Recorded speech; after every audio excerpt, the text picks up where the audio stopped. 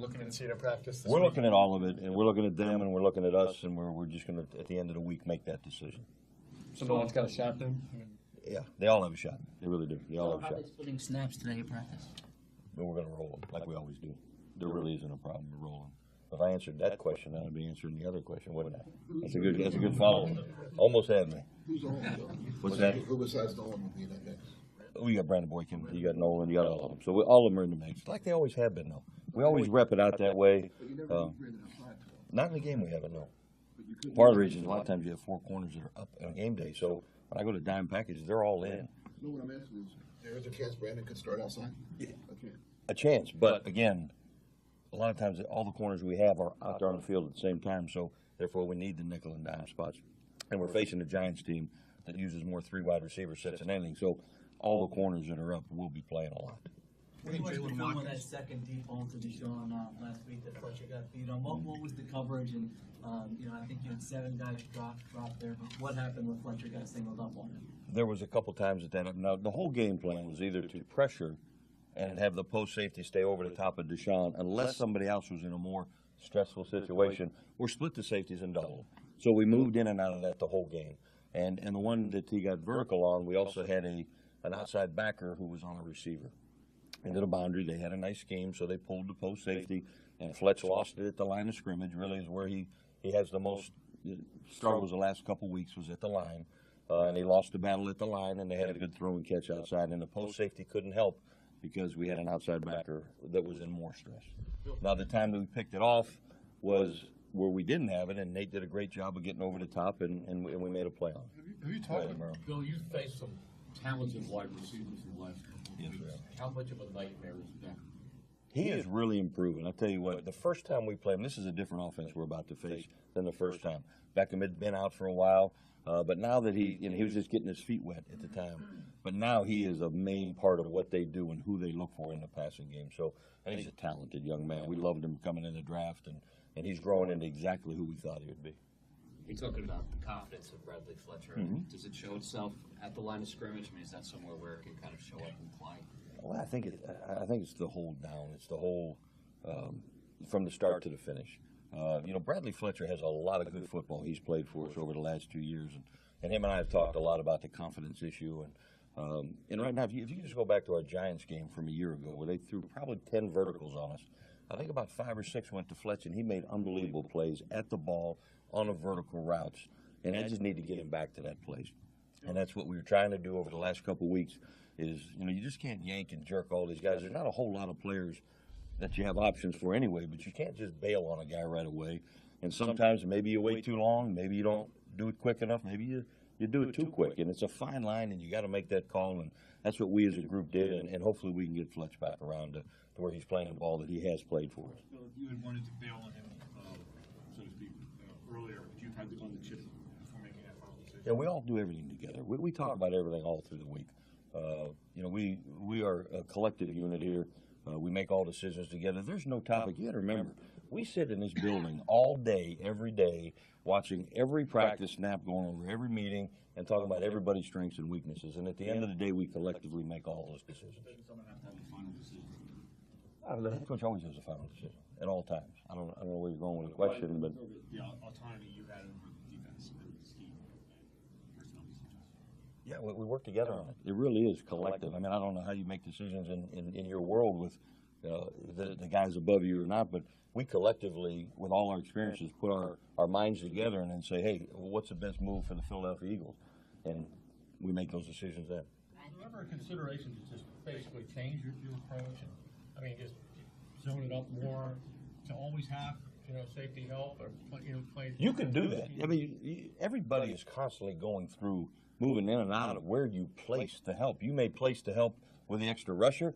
You can sit all day in a split safety coverage, and then your run game and other middle of the field completions start hitting you. So everything takes something away, and everything gives something up, or there's a weak spot. Every defensive call and every offensive call. Every protection has its holes. Are they going to keep the tight end or get the extra guy out defensively? Are we going to rush the extra guy? Are we going to bracket? Are we going to double? Are we going to zone over the top? Right now, overall, we're about a 60% middle closed and 40% middle open defense, and that's who we are with a lot of our pressure package.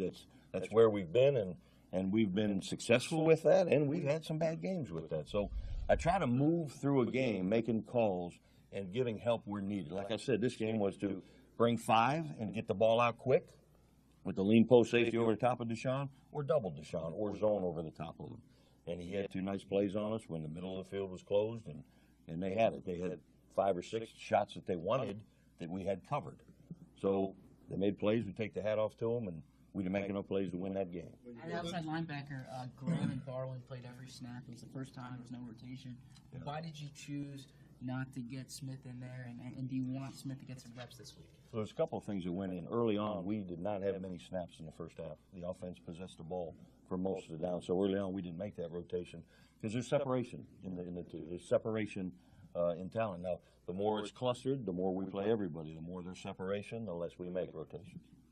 How did Grant bring out in the first time? Excuse me? How did Brandon Grant bring out? Brandon had a nice game. He really did. He put a lot of pressure on that quarterback. He really did move him off his spot a couple times and really got after the quarterback well and set the edge well in the run game. Chip mentioned yesterday that Marcus has been inconsistent at practice. Have you seen any indications over the course of the year that that inconsistency will eventually turn into consistency, that it will click for him? Or has there been I do believe it will. And part of the reason, and I've said this up here a couple times now, the difficulty of moving from outside to inside and then trying to train your eyes and then now back outside, there's a reason for the inconsistency also. And some of it is us moving him from in and out and out and in.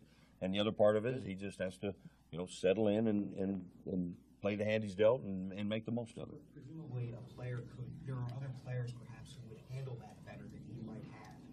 I mean, even if you had another rookie linebacker moving outside inside, rookie linebacker X might handle it better than Marcus. Yeah, I can only talk about Marcus in that situation.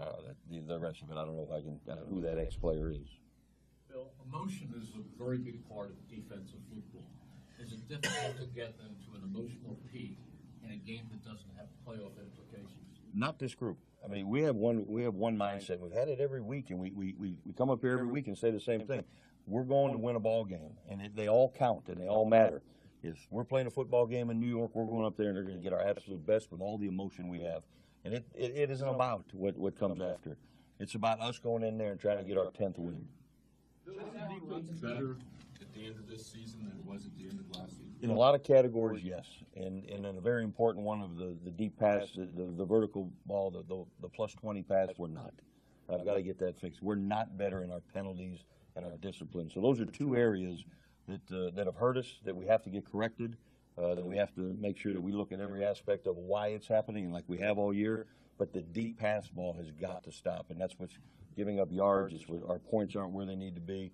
There's a lot of aspects of the defense that have vastly grown. The run defense, our run average per attempt is high. Our takeaways are in the top 5. Our sacks are in the top 5.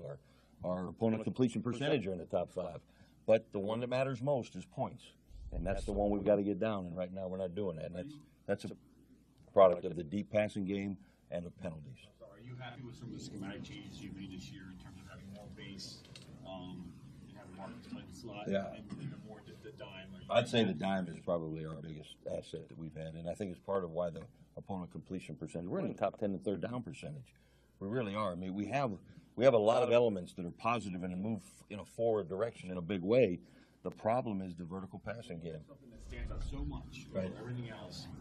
There's got to be 1 or 2 things. Again, we've looked at it all year, and schematically, I'm always splitting the safeties. Who am I getting help to?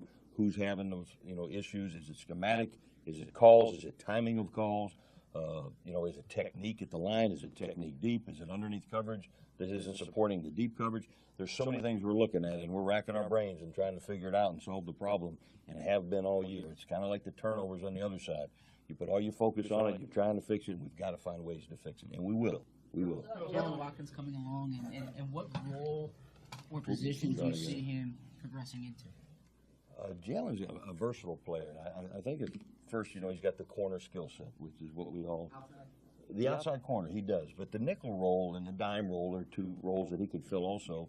And he's an intelligent young man that you could possibly play safety. So we're starting him in the corner world. and then we'll slow. And we're training him in other places because when he is active, and he was active the other night, he possibly could go in at nickel, dime, safety, or corner, and it's a testament to his football intelligence. It's just not there yet. You know, it's like a lot of rookies.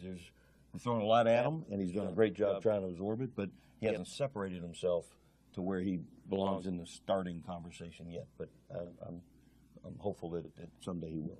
You'd be okay with him in Nolan's role, like next season, if you ended up moving Nolan outside? Well, I need more body of work from him. Honestly, we need the off season, we need the preseason, and all those things to look at. But there's no reason why you couldn't project him into where he could go out there and play. I think right now, from what we've seen, but it was mostly preseason that we saw that in. You slice everything up with Marcus. You saw him last summer in OTAs and like, did you expect more from him this year than you've gotten, regardless of position switch in and out? Did you expect more from him than you've ultimately Over time, I've learned to kind of cool it on the expectations of rookies, no matter where they come in, first round, last round, because you can really bury a guy that you shouldn't bury, who's a 6th or 7th round pick or a free agent. That really, if you all go with an open mind, he shows you through his practice and what he does every day that he deserves to be in the conversation to play more. So I don't get overly excited about 1st, 2nd, 3rd round picks. I don't get underwhelmed with the lower picks. Everybody comes to us. Now they're an Eagle. Now we evaluate them on what you do in our building, in our meeting room, in our weight room, in our training, and Marcus is where he's, proven to be throughout the year by his actions and his play on the practice field. I'll take two more guys. If you guys decide, not to start Bradley Fletcher at outside cornerback, would he still get in like in dime packages, or would All those things we'll talk about at the end of the week. It's a big collective. We'll get it done and then make all those decisions. Even that specific question I can't answer because I don't know the answer to it yet. We're going to watch this week. And again, there's only 4 corners on the roster and 5th with Jalen. So. I mean, obviously in the game, you had no choice because when you look at dime packages, Yeah. stuff. That's why I'm Okay. Of the 5 rookies, I'm sorry, of the 7 rookies, 5 are on the defensive side. You're only really getting one of them playing somewhat significant snaps, Bo Allen. As a class, are they slow developing, or is it the product of the depth? I wouldn't say that. I think all of them we have an open mind with. I think they've all worked hard and are getting better. Have they been good enough to crack the starting lineup? The answer is no. Can they eventually? The answer is yes. We're good. Thanks, guys.